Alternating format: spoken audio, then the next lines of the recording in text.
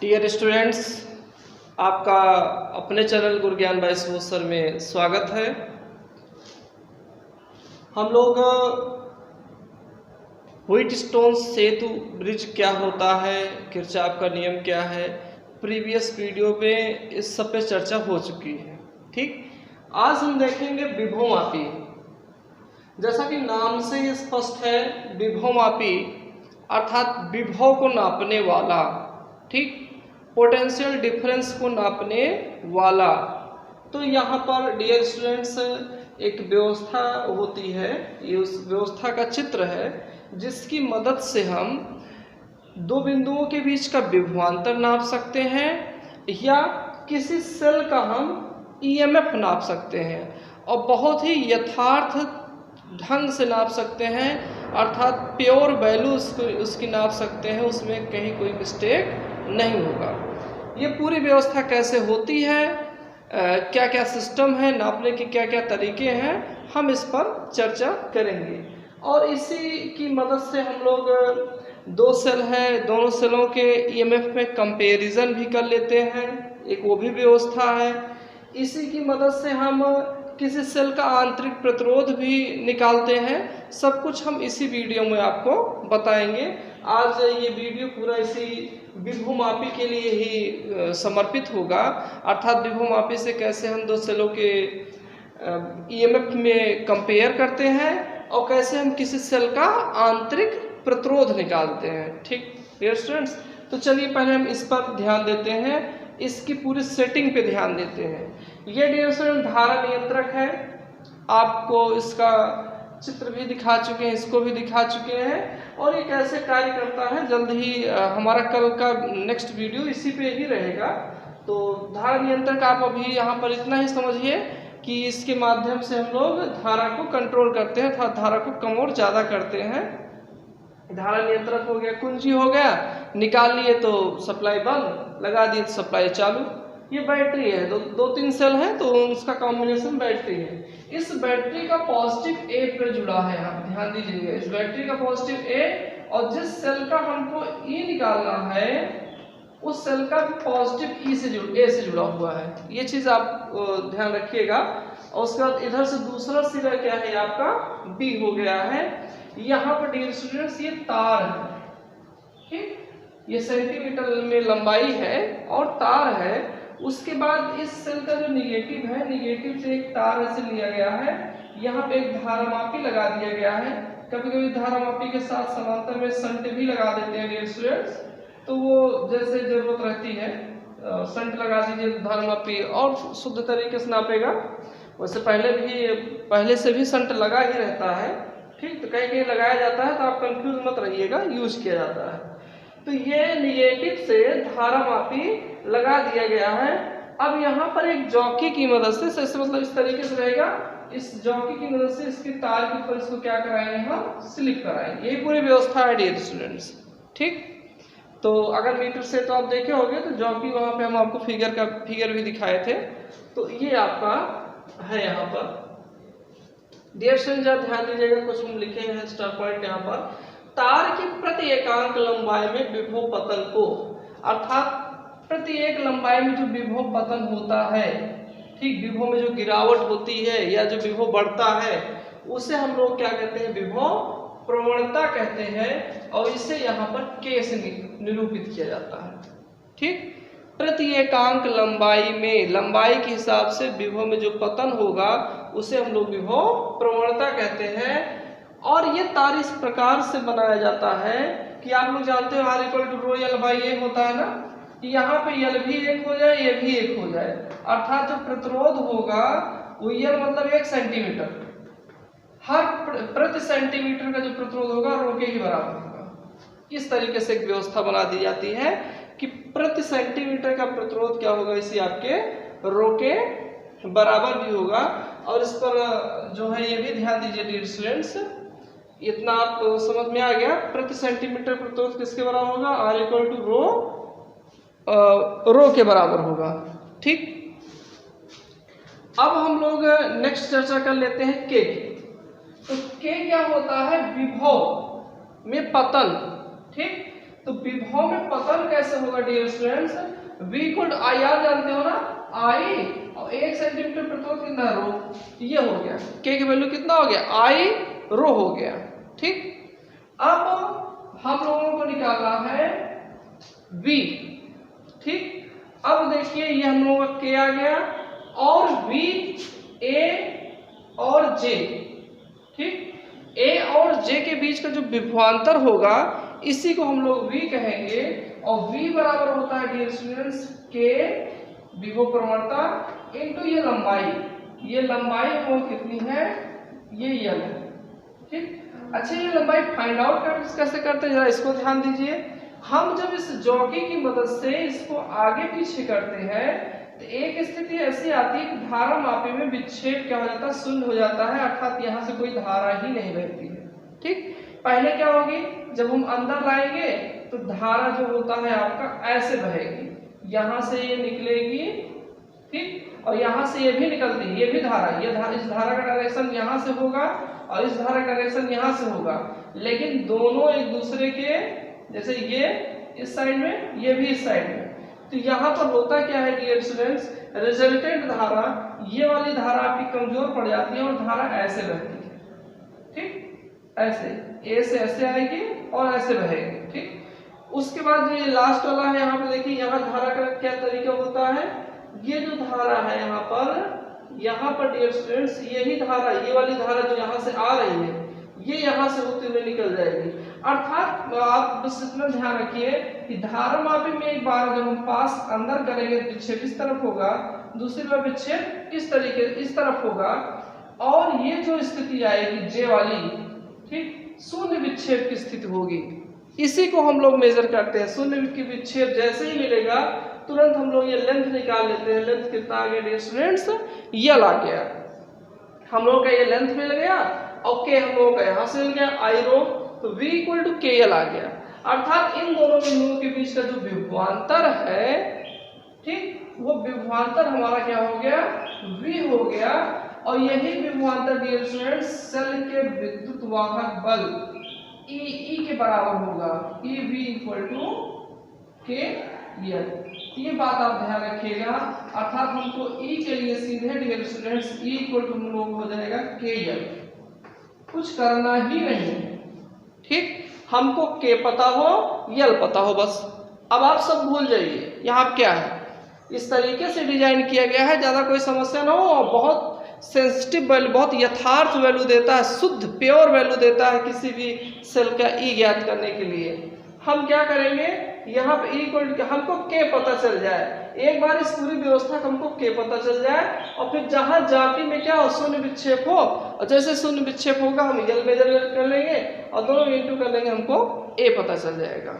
अब जरा देखिए समस्या आती है, यल तो कोई दिक्कत नहीं है, शून्य विक्षेप होगा पता चल जाएगा। समस्या किसकी है? के की। के को मेजरमेंट करने के लिए हम लोग क्या करेंगे डियर स्टूडेंट्स, जरा ध्यान दीजिए आप। के को मेजरमेंट करने के लिए हम एक ऐसा सेल ले लेते हैं जिसका हमको ई पहले से पता हो। ठीक, ई पहले से पता हो, इस तरीके से ले लेते हैं। वेस्टर्न कैडमियम सेल है जिसका ई होता है 1.0184 वोल्ट। हम एक ऐसा सेल ले लेते हैं, वेस्टर्न कैडमियम सेल है जिसका ई हमको पहले से पता है, कितना है? 1.0184। हम इस पूरी व्यवस्था का के निकाल रहे हैं क्योंकि हमको पता है के पता चल जाएगा तो सीधे हम किसी सेल का ई निकालना हो, जॉकी को शून्य विक्षेप पे लाए और तुरंत यल से इंटू कर दिए, हमको ई मिल जाएगा। तो के कैसे निकालेंगे? हम एक ऐसा सेल यहाँ लगा देते हैं जिसका हमको ई पहले से ही पता है। ठीक, चलिए ई पता है, शून्य विक्षेप हमको मिल गया, मान लीजिए यल बराबर, सुविधा के लिए इसका डबल कर लेते हैं तो 509.2 हो जाएगा। इसका मतलब इससे जब दुगना करेंगे तो ये आ जाएगा। ठीक है, तो ये इतना सेंटीमीटर, मान लीजिए इतने सेंटीमीटर पर यल बराबर 509.2 सेंटीमीटर पर आपको शून्य विक्षेप मिल जाता है। जब आपको इतने शून्य विक्षेप मिल जाएगा यल डैश मान लीजिए, अब हम लोग क्या करना है, E इक्वल टू के यल डैश।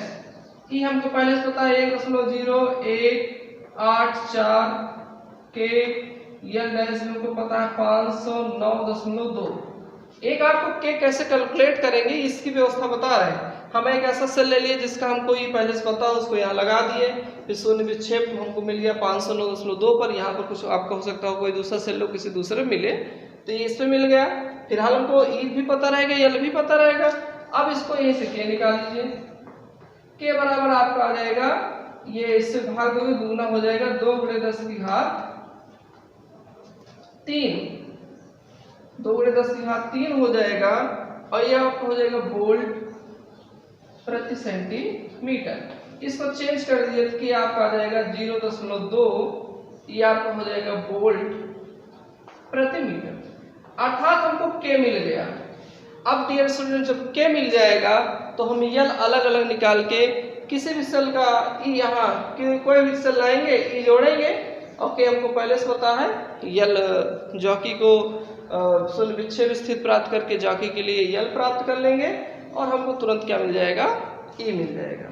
ठीक, चलिए अब यहाँ पर देखिए एक चीज ये है कि विभव मापी की सुग्राह्यता विभव प्रवणता पर निर्भर करती है। सुग्राह्यता सेंसिटिविटी, कितना जल्दी वो सेंस कर लेता है, अर्थात किसी सेल का ईएमएफ बहुत कम है, कितना जल्दी उसको फाइंड आउट कर लेता है, किस पर निर्भर करता है, विभव प्रवणता के पर निर्भर करता है। अर्थात के सबसे इंपॉर्टेंट है विभव मापी की सेंसिटिविटी के लिए। के जितना कम होगा विभव मापी उतना ही अधिक क्या होगा डियर स्टूडेंट्स, सुग्राही होगा। इस बात को ध्यान रखिए, के जितना कम होगा विभव मापी उतना ही अधिक क्या होगा, सुग्राही होगा। और हम लोग देख रहे हैं E इक्वल टू क्या है, के यल, के इक्वल टू क्या हो जाएगा, E/L। अब जरा यहाँ ध्यान दीजिए डियर स्टूडेंट्स, अगर आपको के को कम करना है, क्योंकि अभी हम देख रहे हैं के जितना कम होगा विभव मापी उतना ही अधिक क्या होगा, सुग्राही होगा। के को अगर आपको कम करना है तो किसको अधिक कर लो, यल को अधिक कर लो, अर्थात ये लेंथ जितना अधिक होगा के उतना ही कम होगा और के जितना कम होगा विभव मापी उतना ही अधिक सुग्राही होगा। इसीलिए डियर स्टूडेंट्स आप बुक में भी देखोगे और भी हम आंतरिक प्रतिरोध का जो चित्र बनाएंगे वहां पर भी आपको दिखाएंगे कि यहाँ पर ये जो यल है इसी यल को अभी यहाँ पर कनेक्ट नहीं करते हैं। क्या करेंगे, इसी को ऐसे घुमा के कई बार ऐसे घुमा, क्यों कर रहे हैं, घुमा रहे हैं डियर स्टूडेंट्स, हमारा लेंथ क्या हो गया, बढ़ गया। ठीक, लेंथ बढ़ा लिए, क्यों बढ़ाए, के को कम करने के लिए। के कम क्यों किए, सुग्राह्यता अधिक करने के लिए। ठीक, चलिए अब आप ये लोग समझ गए, इधर पूरी बातें आप अच्छे समझ गए हो। यहाँ पे किसी समय ध्यान दीजिए, अभी 2 बातें आपको बताएंगे हम, तो एक बात अभी बता देते हैं, एक बार थोड़ी देर फिर बताएंगे आपको कि पहली बात, इस पूरी व्यवस्था का उपयोग 2 सेलों के ईएमएफ को कंपेयर करने के लिए होता है। ठीक, और दूसरा क्या है, आंतरिक प्रतिरोध, अर्थात ये पता करने के लिए E1 कितना है E2 से कंपेयर करने के लिए। तो कंपेयर करने के लिए डियर स्टूडेंट्स कुछ होता नहीं है, यहीं पर एक सेल और लगा दिया जाता है, ये यहाँ पे 2 बार, ये एक कुंजी यहाँ, एक कुंजी यहाँ। ठीक, अब एक बार क्या करेंगे डियर स्टूडेंट्स, E1 ये हो गया, E2 ये हो गया, एक बार प्रयोग करेंगे, इस कुंजी को बंद कर देंगे, इस कुंजी को खोल देंगे। अब ये सेल इन्वॉल्व हो गया, इसके लिए हमको क्या मिल जाएगा डियर स्टूडेंट्स, इसके लिए हमको मिल जाएगा E1 इक्वल टू KL1। अब जब हम इसको बंद किए थे, अब हम तुरंत क्या करें, ये सब काम तुरंत करना चाहिए। ठीक है, और पावर को जब जब यूज हो तभी हम पावर ऑन करें, पावर हमेशा नहीं ऑन कर रखना चाहिए, नहीं तो जो हमारी वैल्यू है वो थोड़ा सा डिस्टर्ब हो जाती है। और ये भी कुंजी को चेंज करें भी बहुत तेजी से चेंज करें। अब हम इसको क्या करते हैं, इसको ऑफ करते हैं, इसको ऑन कर देते हैं। इसके लिए हमको E2 इक्वल टू क्या मिल जाएगा डियर स्टूडेंट्स, KL2 मिल जाएगा। हमको E1 मिल गया, E2 मिल गया, और जब डियर स्टूडेंट हमको E1 E2 मिल जाएगा तो E1 divided by E2 equal to KL1 divided by KL2। ठीक, और ये जब मिल गया यहाँ के क्योंकि दोनों कंडीशन के तो सेम ही होगा ना, तो हम लोगों का आ जाएगा E1 by E2 equal to L1 by L2। अब हम लोग कंपेयर कर लेंगे, मान लीजिए कुछ सेंटीमीटर, तो हमको E1 E2 कितना है, इस पे एक रिलेशन आ जाएगा, E1 अधिक है या E2 अधिक है, ठीक। और मान लीजिए किसी सेल का हमको E पता है तो हमको E2 मिल जाएगा। तो ये आपका हो गया। और यहाँ पर हमको ध्यान रखना है डियर स्टूडेंट कि चौकी को बहुत रगड़ के नहीं चलाना है, पावर हमेशा ऑन नहीं रखना है, ठीक। और दूसरा क्या है कि ये सब थोड़ा सा जल्दी से करना है, ये नहीं कि आप कर दिए कर ही नहीं रहे हो, ऐसे आप ही है, मतलब फटाफट पहली बार इसको फिर दूसरी बार इसको, ठीक। अब हम आपको बताने चल रहे हैं कि इसी की मदद से हम किसी सेल का आंतरिक प्रतिरोध अर्थात विभवमापी से किसी सेल का आंतरिक प्रतिरोध कैसे ज्ञात करेंगे, ठीक। विभवमापी का उपयोग अभी आप लोग देखें कि दो बिंदुओं के बीच विभवांतर, अब यहाँ विभवांतर देखिए, इस सेल का विभवमापी से हम सेल का E निकाल लेते हैं। विभवांतर के लिए क्या करते हैं कि आप जो है यहीं पर जिसका जो दो बिंदु है उनके बीच विभवांतर निकालना है, उन दोनों बिंदुओं यहीं रख दो, ठीक। तो हमें उन दोनों बिंदु विभवांतर मिल जाएगा, ठीक है।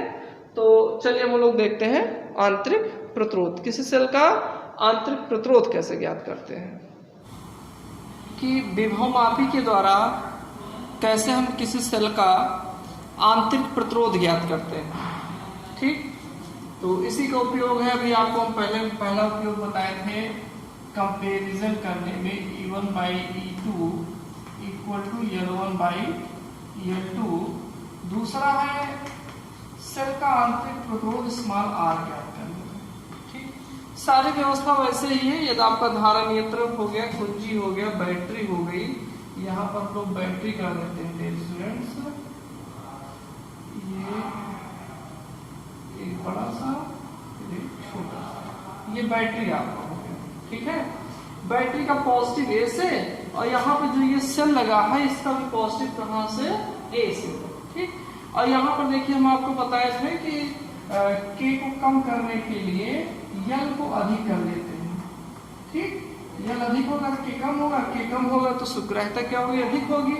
इसलिए कई सारे फेरे इस तरीके से कर दिए गए। ये आपका जॉकी है और यहाँ पे जॉकी के साथ धारामापी है, थोड़ा सा व्यवस्थित फिगर बन गया। और ये आपका प्रतिरोध बॉक्स है, ठीक। जो कुंडी निकालेंगे, ठीक है, या जो की निकालेंगे इसके अंदर से, उतने का प्रतिरोध क्या हो जाएगा, अप्लाई हो जाएगा, ठीक। सब कुछ सिंपल सा है, कोई दिक्कत नहीं है। पूरा व्यवस्था कैसे करेंगे इसको देखिए जरा। स्टार्टिंग में हम कुंजी K2 को लगाते नहीं, ठीक, अर्थात कोई प्रतिरोध अप्लाई नहीं करते हैं। और यहाँ पर हम जॉकी को आगे पीछे करके शून्य विक्षेप की स्थिति प्राप्त कर लेते हैं। और मान लीजिए शून्य विक्षेप की स्थिति स्टार्टिंग में आपका आ गया L1 पर, तो विभव प्रवर्तक K, तो वो हमको मिल जाएगा सेल का विद्युत वाहक बल इक्वल टू KL1 स्टार्टिंग में। स्टार्टिंग में कोई सेल का जब ये आपका ओपन रहेगा, कुंजी ये क्या होगी, खुली रहेगी, कोई प्रतिरोध अप्लाई नहीं होगा, तो हमारा क्या हो जाएगा यहाँ पर इक्वल टू KL1 हो जाएगा, ठीक। अब डियर स्टूडेंट नेक्स्ट टाइम में क्या करना है, हमको इसको कुंजी को ओके कर देना है, यहाँ पर ऑन कर देना है। और यहाँ पर कोई प्रतिरोध क्या कर लेना है, वो जो कुंडी आपकी होती है उसको निकाल लेना है, या जो की टाइप होता है उसको निकाल लेना है। जितना जो निकालोगे उतने प्रतिरोध क्या हो जाएगा, अप्लाई हो जाएगा। अभी जब हम प्रतिरोध बॉक्स पूरा खोल के दिखाएंगे तो आप क्लियर हो जाओगे। कल का वीडियो हमारा इसी पर रहेगा। तो ये चीज आपका प्रतिरोध बॉक्स कोई एक निकाल लिए इस तरीके से हम, तो प्रतिरोध आपका अप्लाई हो जाएगा। जब वो प्रतिरोध अप्लाई हो जाएगा तो उस प्रतिरोध के सिरों के बीच यहाँ विभवांतर मान लीजिए V है, तो अब विभवांतर यहाँ जो V हो जाएगा, हम आपको बताए थे, इसकी मदद से हम विभवांतर निकालते हैं और क्या निकालते हैं, यहाँ पर सेल का विद्युत वाहक बल भी निकालते हैं। अब हमारा विभवांतर क्या हो जाएगा, V हो जाएगा। उस कंडीशन में डियर स्टूडेंट्स यहाँ पर फिर हम जॉकी को आगे पीछे करके संतुलित कर लेते हैं और हमको मिल जाएगा V इक्वल टू KL2। जो अब हमको मिलेगा वो क्या हो जाएगा, हमारा विभवांतर और लंबाई L2 के लिए, तो हमको V इक्वल टू KL2 मिल गया, ठीक। प्रतिरोध के सिरों के बीच का विभवांतर मिल गया, V इक्वल टू KL2 मिल गया डियर स्टूडेंट्स, ठीक। चलिए, इस V में आपका EV इन्वॉल्व है, ठीक है, कंफ्यूज मत रहिएगा। उसको लेके आपका V इक्वल टू KL2 मिला है। अब नेक्स्ट हम लोग जानते हैं आंतरिक प्रतिरोध का सूत्र R इक्वल टू होता है E/V-1। कुछ नहीं करना, बहुत सिंपल सा है पूरा प्रयोग। बस पहले कुंजी इसको निकाल लेना है, दोबारा कुंजी लगा देना है और लगाने के बाद कोई एक प्रतिरोध भी निकाल लेना है। ठीक है, हाँ, एक कोई उचित प्रतिरोध निकाल लीजिए और फिर यहाँ पर शून्य विक्षेप की स्थिति प्राप्त कर लीजिए, उसका लेंथ देख लीजिए। Small r equal to capital R, ये E/V कर दोगे तो के कट जाएगा, L1/L2 हो जाएगा -1। ठीक, अब आप देख रहे हो यहाँ पर सब कुछ आपको पता है भाई, आपको L1 L2 लेंथ पता है, जो प्रतिरोध निकाले हुए प्रतिरोध आपको पता है। तो यहाँ आपको क्या मिल गया, किसी सेल का आंतरिक प्रतिरोध। तो ये किसी सेल का आंतरिक प्रतिरोध निकालने की एक व्यवस्था है। ये आपका यहाँ पर स्केल भी लगा हुआ है, स्केल से हम लोग लंबाई को रीड कर लेते हैं डियर स्टूडेंट्स। तो अब यहाँ पर आंतरिक प्रतिरोध, औसत आंतरिक प्रतिरोध निकालने के लिए क्या किया जाता है कि इसी, जैसे आप मान लीजिए फर्स्ट पहला आंतरिक प्रतिरोध आ गया, जिसे एक्यूरेट वैल्यू आए तो हम लोग क्या करते हैं, अब कोई दूसरा प्रतिरोध निकाल लिए। ठीक, उस प्रतिरोध के लिए हम फिर क्या करेंगे, कोई दूसरा प्रतिरोध जब निकालेंगे उस प्रतिरोध के लिए फिर हमको L2 मिल जाएगा, L2 मिल जाएगा और यहाँ पर फिर आपका R2 मिल जाएगा। ऐसे 2-3 R1 R2 R3 निकाल के अलग अलग प्रतिरोध के लिए, क्योंकि इसको चेंज नहीं करना, प्रतिरोध ही तो अंदर चेंज कर सकते हो। अलग अलग प्रतिरोधों के लिए अलग अलग उस पे जॉकी को अलग अलग पॉइंट पे करके यहाँ पर शून्य विक्षेप की स्थिति प्राप्त कर लेते हैं। तो हम लोगों का ये औसत निकाल लेते हैं। अब यही औसत की वैल्यू एक्यूरेट वैल्यू हो जाएगी स्टूडेंट्स। ठीक, अब इसे हम लोग एक न्यूमेरिकल देख लेते हैं। ठीक, ध्यान रखिएगा, small r equal to capital R, bracket L1/L2 -1। L1 क्या है, जब कुंजी के ओपन था उस कंडीशन में संतुलन की स्थिति। L2 क्या है, जब प्रतिरोध हम लगा दिए थे उस कंडीशन में संतुलन की स्थिति।